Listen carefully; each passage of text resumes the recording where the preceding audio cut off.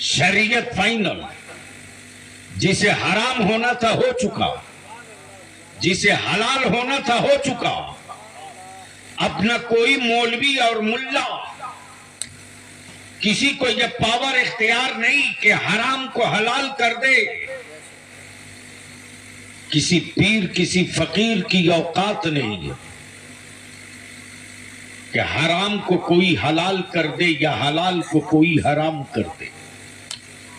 अब तवज्जो चाहिए, मुस्तफा की शरीयत सिर्फ मुसलमान के लिए नहीं है, बल्कि अल्लाह का कलाम सारी इंसानियत के लिए है। हाँ, जिसने ईमान लाया वो मुसलमान हो गया, और जो इनकार कर गया वो कुफ्र में आज भी फंसा है, कयामत तक फंसा रहेगा। भैया ये पोजीशन क्लियर हो गई कि कुरान मुसलमानों के लिए नहीं है, इंसानियत के लिए। अब सवाल ये उठता है कि इस किताब में है क्या क्या, इस किताब में है क्या क्या। तो जाहिर सी बात है, मेरी कौम ने तो बस इतने ही समझा है कि कुरान बस इतने ही के लिए है कि अब्बा के तीजा में पढ़ो, दादा के 40वां में पढ़ो, और जब रूह ना निकल रही हो तो जांकनी के वक्त सूरह यासीन पढ़ो, इतने ही। और इससे भी बेसी एक हाथ आगे बढ़ करके माफ करना सेठो, अगर मदरसे के बच्चे ना होते ना तो शायद किसी के बाप के मरने के बाद पूरा गांव मिलकर एक खत्म कुरान नहीं पढ़ पाता। ये कलमा सच है, कबूल करना होगा। बोलिए बात सही है कि गलत? जोर से बोलिए ना, सही है कि गलत? तो बाप की प्रॉपर्टी आपके नाम, बाप की जमीन जायदाद आपका नाम, बाप के सर्विस और बैलेंस आपके लिए, लेकिन बाप को कब्र में राहत और सुकून पहुंचाने के लिए मदरसे के बच्चे, और उसमें भी आंखें लाल पीली दोनों करके मौलवी और आलिम को सुनना पड़ता है। हमने तो अपने यहां सख्त वसूल बना दिया, कितना बड़ा सेठ हो, तालीम के वक्त कुरान खानी में बच्चे नहीं जाएंगे, मदरसे में पढ़वा लो, एक टाइम फिक्स कर। और आपको भी मदद करनी चाहिए, मदद करनी चाहिए। लेकिन आज के मर्दों से कहीं ज्यादा बेहतर आज भी मेरी कौम की मां बहन बेटी है। एक मर्द से पूछ लीजिए कि रमजान में कै खत्म पड़े हो, तो शायद पूरे गांव में कोई एक मर्द मिल जाए और कह दे मैंने एक खत्म पूरा कर लिया। बोलो ना, सही है कि गलत है? अरे जोर से बोलो ना, क्यों शर्म आ रही है? जुर्म किए हो तो कबूल करो। जबकि मर्द को न इफ्तारी बनानी है, न सहरी बनानी है, न बर्तन धोना है, न झाड़ू पोछा करना है, न बच्चे खिलाने हैं।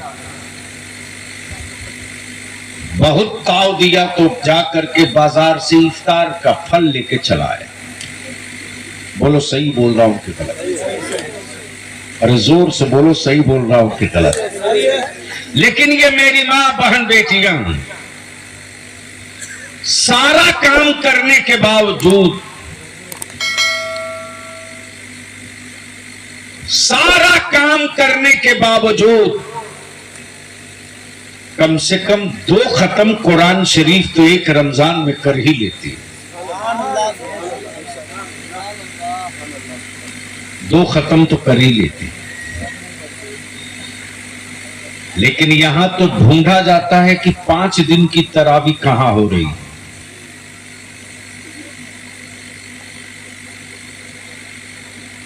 अब सवाल ये उठता है कि इस कुरान में है क्या क्या। तो अगर बितफसील गुफ्तगू की जाए तो कई घंटे लगेंगे, लेकिन सिर्फ सूरह फातिहा तो दूर की बात, बिस्मिल्लाह शरीफ की बे में क्या है, जिंदगी नहीं, सारा समंदर सूख जाएगा। लिखने वाले लिख के थक के मर जाएंगे, लेकिन बिस्मिल्लाह की बे की तस्वीर नहीं लिखी जा सकती। अब यही रुक जाइए। मदरसे में बच्चे किनके आते हैं? गरीबों के, मजदूरों के। शायद 100 में किसी एक मीडियम क्लास या किसी एक अमीर घर का बेटा 100 में शायद एक आवे, बकिया 99 उसी घर के आते हैं जो बिल्कुल गरीबी रेखा वाले हैं। अब उलमाए किराम की तवज्जो चाहो इसी नुक्ते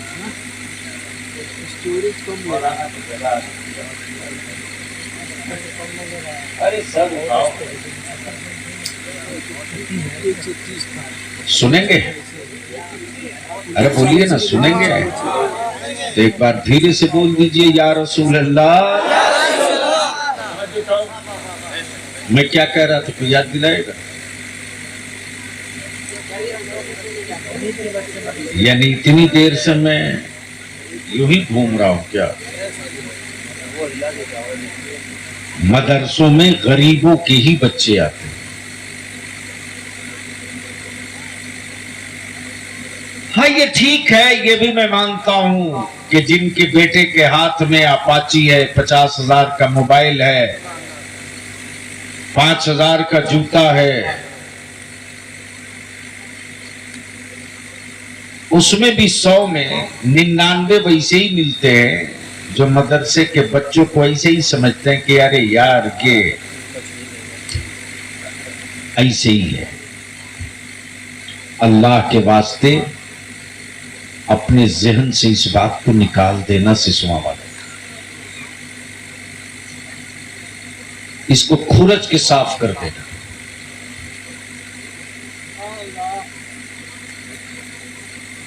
और देखनी है ना तो आंख फाड़ के मुबारकपुर को देख लेना।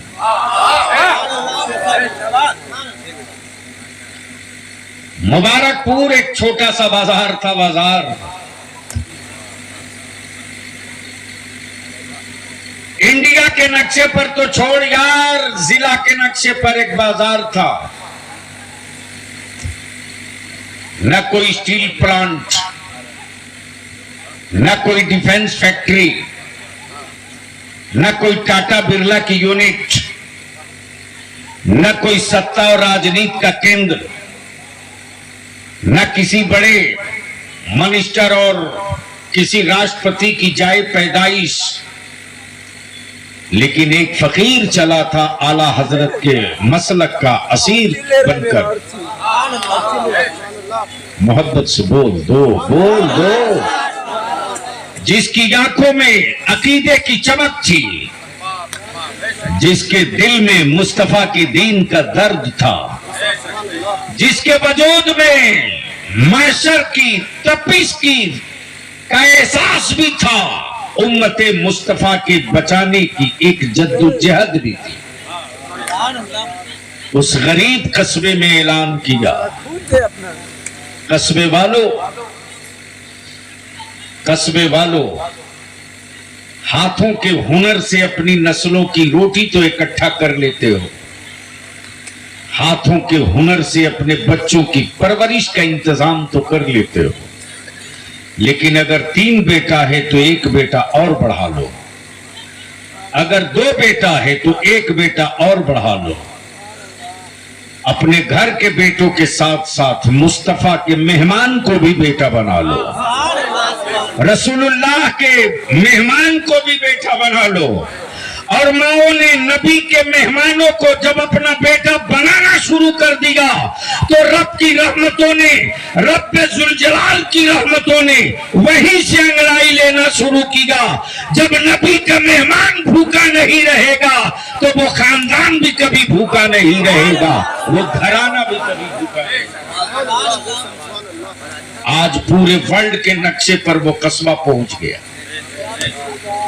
इसलिए सिसवा वालों, मैं जानता हूं कि मेरे हाफिज जी ने और मदरसे के में जो रजाकार लगे, मैं रजाकारों से भी कहूंगा। और जो क्या नाम है हाफिज साहब का, जो कोचिंग वाले हैं, हाफिज इरशाद साहब और रफीउल्लाह सिवानी,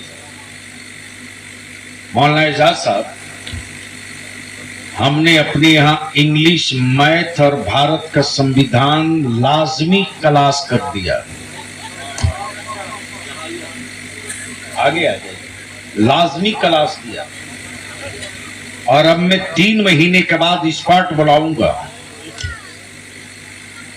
और उन स्पॉट के बीच में मैं अपने मदरसे के बच्चों को खड़ा करूंगा। आओ बहस करो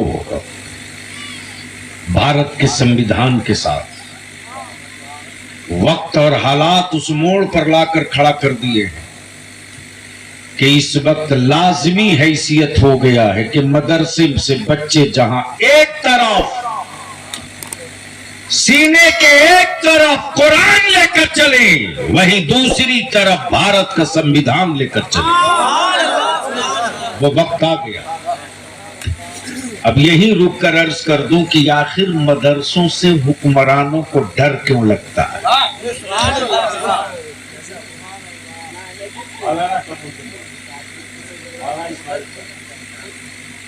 जबकि मालूम है आईबी को, इंटेलिजेंस को, सीबीआई को, होम डिपार्टमेंट को, ईडी को, सबको पता है कि ये चलता है ज़कात के पैसे से, खाते हैं फितरे के पैसे से, जिंदा है सदके के पैसे से, बनता है मुसलमानों के पैसे से। हुकूमत की कोई चवन्नी नहीं लगी, फिर मदरसों से डर क्यों लगता है? बस यही बात पूरी कर दूं, गुफ्तगू मुकम्मल। सुनोगे तो बोलना पड़ेगा। अरे जोर से बोल दो, डरो मत। तो आओ जरा पीछे की तारीख पढ़ो। मदरसों से डर क्यों लगता? मदरसों से डर क्यों लगता? मालूम है जो पढ़ रहा है वो गरीब है, जो पढ़ रहा है वो मिस्कीन है, जो पढ़ रहा है वो ज़कात फितरी खैरात पर है, फिर भी डर लगता है। तब तुम्हारे बलियाबी ने एक जुमला कहा था आज से 4 साल पहले, तो पूरे मुल्क में शैतानी खोपड़ी में आग लग गई थी। मैंने यही एक जुमला कह दिया था कि भारत की आजादी का झूमर उस वक्त तक नजर नहीं आया था जब तक मदरसे की चटाई पर बैठने वाले अल्लामा फजल हक खैराबादी ने अंग्रेजों के खिलाफ जिहाद का फतवा नहीं दिया। उसी के बाद एक नई जिंदगी आई है आजादी की जंग में। डर क्यों लगता है? तो याद करो, आज जो फलस्तीन की तस्वीर है, यही तस्वीर 1000 साल पहले थी। और यहूदियों ने यह तय कर लिया था कि अब हमें कौन हटाएगा। लेकिन बलियाबी कहता है, Saudi, Dubai, Kuwait, Qatar, Abu Dhabi, Dammam रहने वालों, अब भी समझने के लिए कुछ बाकी रह गया है।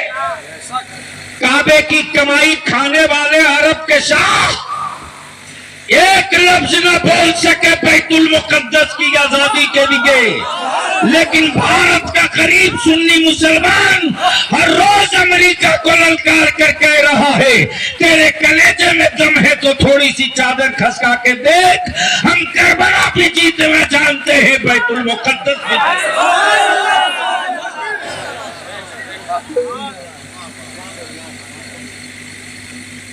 लेकिन आज तक सऊदी के किसी शाह की आवाज नहीं निकली।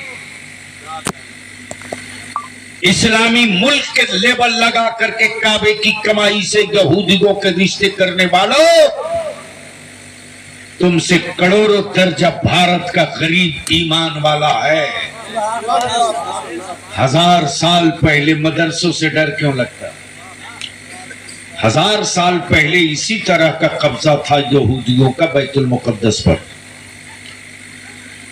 और दीवारें क्रिया जहां ये रोते हैं चीखते हैं, उसी दीवारें क्रिया को इन लोगों ने लोहे की पिलाई हुई दीवार बनाकर कहा था कि अब मुस्तफा के गुलाम यहां नहीं आ सकते।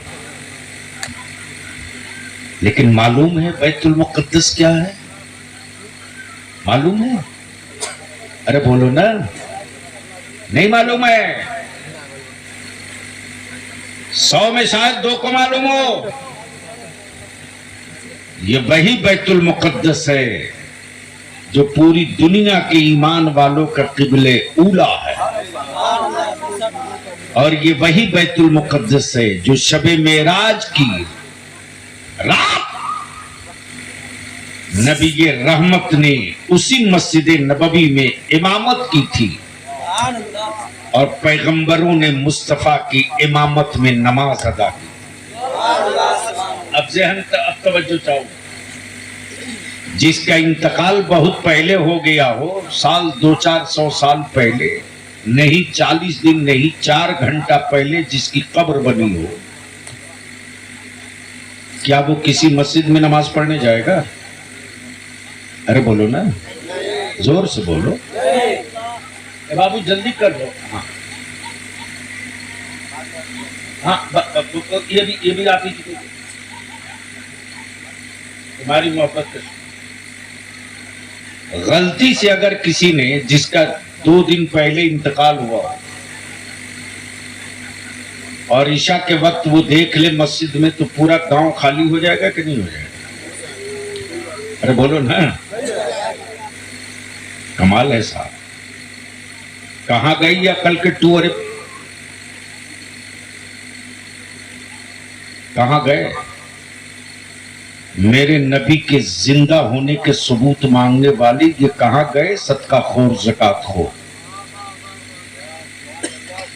सबको मालूम है कि नमाज 50 वक्त की मिली थी। कितने वक्त की? जोर से बोलो। कितने वक्त की? पढ़ते के वक्त हैं? तो ये 45 क्यों छोड़ दिए?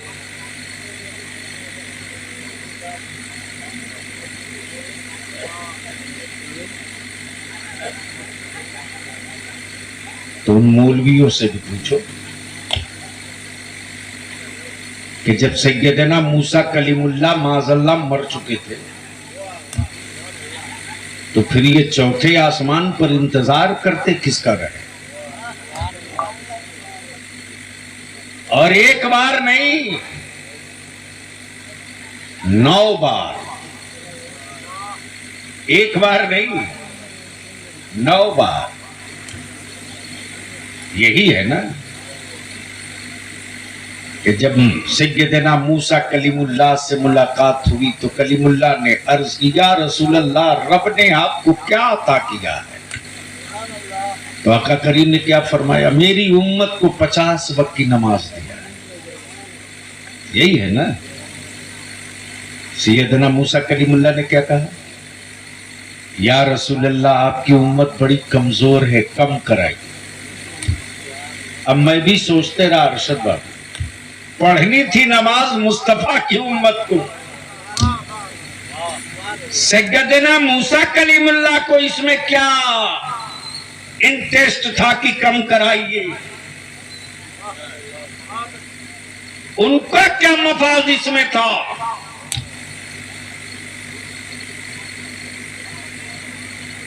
तो राज यहीं से फाश हुआ। या रसूल अल्लाह, जाइए कम कराइए, जाइए कम कराइए, जाइए कम कराइए।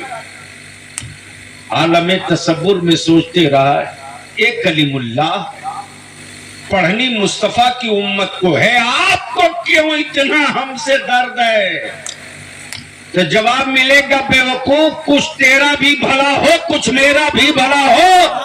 हमने कोहे तूर पे जलवा देखना चाहा, लेकिन तजल्ली की ताब न ला सके। लेकिन आज तो इतना प्यारा मौका है कि मुस्तफा रब को देख कर आ रहे हैं, मैं रसूल की आंखें देख रहा हूं। आखिर मदरसों से डर क्यों लगता है? तो उसी बैतुल मुकद्दस पर आज से ज्यादा सख्त कब्जा यहूदियों का था और यहूदियत का चैलेंज था कि दुनिया की कोई ताकत अब मुसलमानों के हवाले बैतुल मुकद्दस नहीं कर सकती। उसी बीच में अरब की वादी में एक नौजवान खड़ा हुआ जिसका नाम सलाहुद्दीन अय्यूबी था। और जैसे ही सलाहुद्दीन अय्यूबी होश में आया, ऐलान आम किया, कुफ्र तेरे बाजुओं में जितनी ताकत है इकट्ठा कर, इक़्तिदार वालों तेरे सीने में जितनी कुव्वत है एकजा कर ले। बैतुल मुकद्दस पर इस्लाम का झंडा लहरा कर रहूंगा, देखता हूं कौन रोकता है। सलाहुद्दीन अय्यूबी की तारीख आप पढ़ा करो, पढ़ो सलाहुद्दीन अय्यूबी की तारीख। कुत्ता बिल्ली और छुछुंदर बंदर की तारीख पढ़ करके उसका नेचर अपने वजूद में मत उतारो, पढ़ो उनकी तारीख।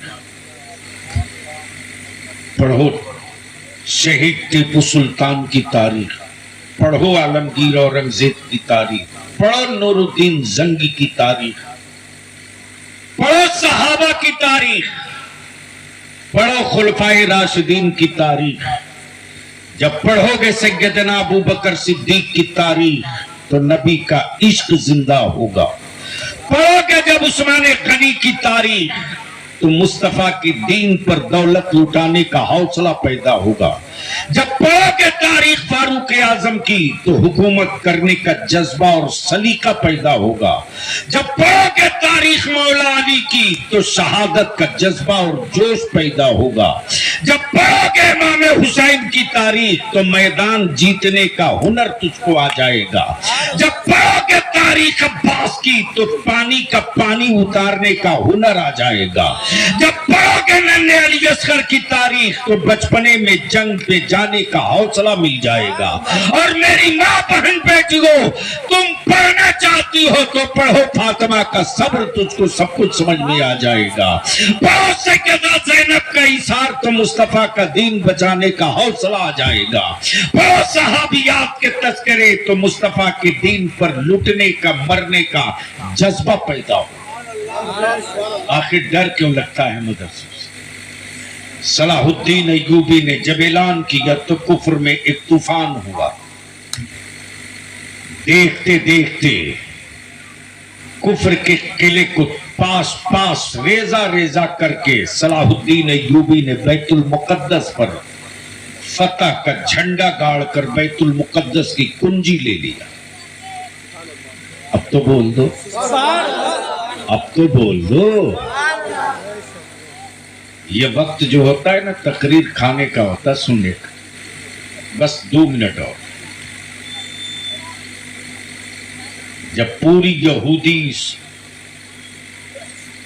मजूसी नसरानी लॉबी इकट्ठा हुई, उनके दानिश्वर, उनके इंटेलेक्चुअल, उनके पॉलिटिकल, उनके पढ़े लिखे, जब सब जमा हुए कि आखिर एक 18 साल के नौजवान ने पूरी हुकूमत को चीर के रख दिया और बैतुल मुकद्दस ले लिया, हम देखते रह गए।